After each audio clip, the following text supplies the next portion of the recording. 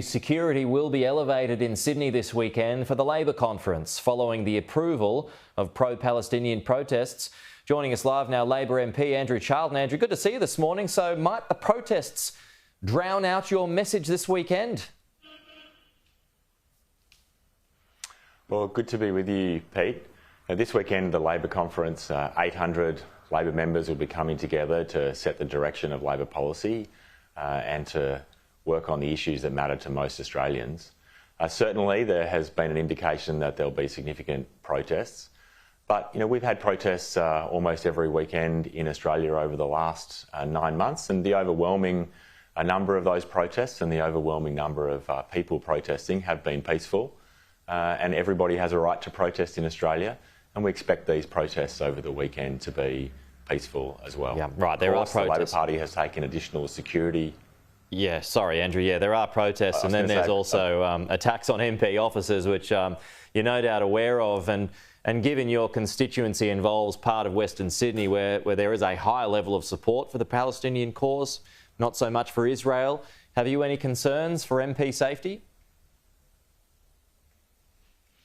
Well, the New South Wales Labor Party has taken additional precautions to maximise security at this conference. And I think they've done a good job in making sure that the conference will run smoothly. Of course, we respect the right of everybody to protest peacefully in Australia.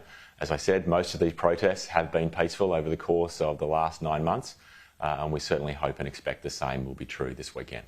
You'll no doubt try and get the message back onto cost of living, but will that argument collapse if there's hotter quarterly inflation figures that lead to a rate rise? Well, absolutely. Next Wednesday, all eyes will be on the June quarterly CPI, which will give us an indication of how inflation has been tracking over the last 3 months. Certainly the government has been working to reduce inflation over the last 2 years. As you know, inflation is now about half the level that the Liberals left us.